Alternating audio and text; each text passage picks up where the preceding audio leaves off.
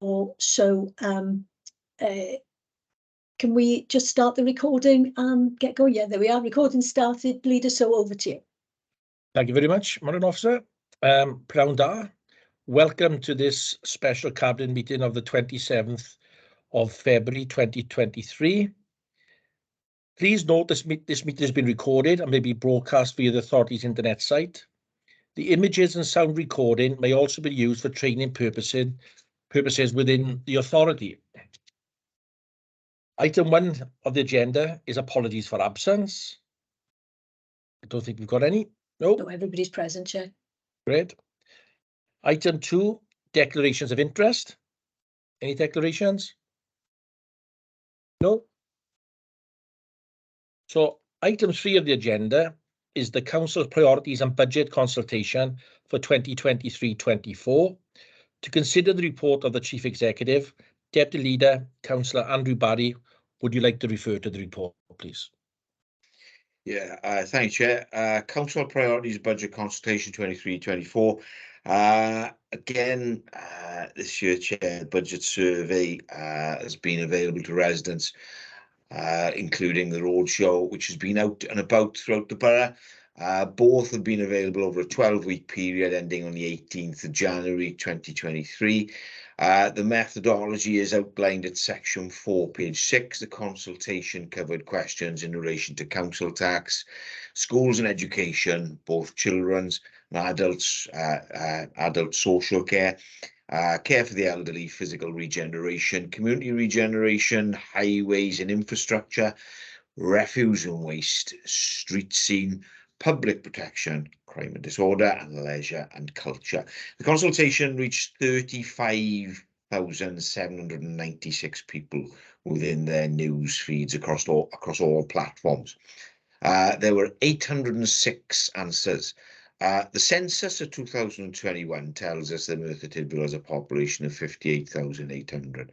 So that equates to 1.3% of the population, which leaves 98.7% or 58,035 who have not commented.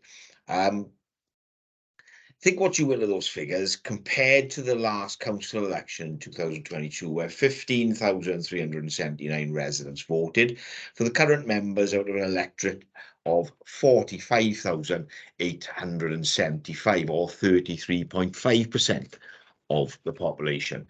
And it was an indicator of how the budget is set. All information is welcomed, considered, analysed and acted upon.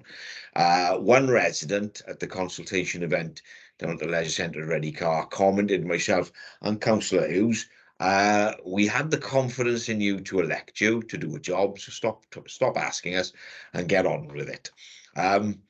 On council tax, as far as the highest response was concerned, was to maintain services. The top 3 priorities were education, children and adult social care, and care for the elderly.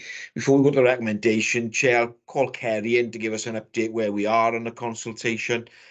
Kerry? Yeah, of course. Obviously the consultation for this has finished, as you've seen in the report. The only thing I wanted to raise, what the Deputy Leader has raised as well, is obviously we can do everything we can possible to encourage people to participate, but if they don't want to, you know, we can't improve those numbers, where even if we do over and above with our engagement activities, we still can't get people to engage.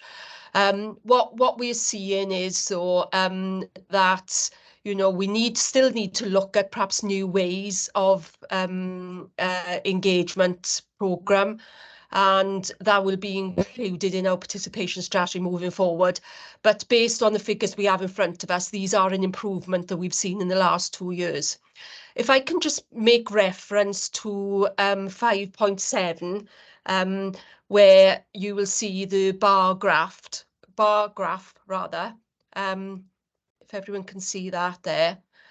It was raised today that if you look at refuse and waste is 663, and yet public protection and crime and disorder is 717, yet 663, the refuse and waste, is seems more of an increase on the bar chart than the 717 on the public protection and crime and disorder.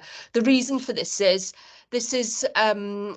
generated through the SMART survey, which is our software, consultation software. And with the counters, when we go out and do the road shows, that some people may put all their counters in one ballot box. For example, participants of the road shows in the college, we've seen some of the students who put 8 counters in the one area rather than distributing them. So that is the reason why it's been generated in the SMART survey, and then we've had to add in the roadshow figures. So that's the reason for, and that is explained, as you see, in 5.8 anyway. But I just wanted to bring that up because I know Steve raised that with us this morning as a query. Thank you, Claire. I think it's fair to say that all information is gratefully received when we're making decisions on the budget. But as you can see from the figures, this is a very small percentage of the representation of the population as a whole. I'll take the recommendations at 2.1, that the results of the Council's priorities, budget consultation and council tax exercise be received and considered. I move the report, Chair. Thank you, Councillor Barry. I believe Councillor Hughes has seconded the report. Yes, I second that, Chair, please. Thank you, Councillor Hughes. Have we got any questions on the report? And please put your hands up as well individually if you have, right, so I can bring you in. Any comments? No? Councillor Hughes. Oh, Councillor Hughes? Yeah, I'd just like to reiterate what Councillor Barry said, that when he was in the college, a lot of the young people there put all their coins in the education. Obviously, because we're in the education setting, a lot of them were going to the education because they felt that was the thing to do. So maybe, as Kerry said, maybe we might need to look at some other way of consultation. But also that people were asking what street scene meant. People didn't realize that street scene meant cleaning the streets and stuff like that, you know. And so I think we need to describe some of the boxes a bit better. Thank you. No, thank you, Councillor Hughes. And it's a learning curve now. We haven't done it for a little while because of COVID, but now we're back out speaking to the public. Yeah, I think things will move on, I think, over the next year. I've got a comment, you know, what I've seen of the consultation, you know, 64.51% of the county borough who took part in the consultation said, you know, keep services as they are if it meant an increase in council tax. But again, in the next box, it said, but keep council tax as low as possible. And I think that's what we'll strive to do going forward. So that's my only comment. So shall we take it to the vote? So everybody in favour? Hands in the air. And that's carried, Chair. That's unanimous. Thank you. Okay. Okay. Item 4 of the agenda is to deal with any other business urgent business deemed urgent by the chair. I have none. So I thank you. So it's the last item on the agenda. Until now, we go into a closed session. So could I ask Councillor Barry for a section 100? Yeah, calling for one section 100.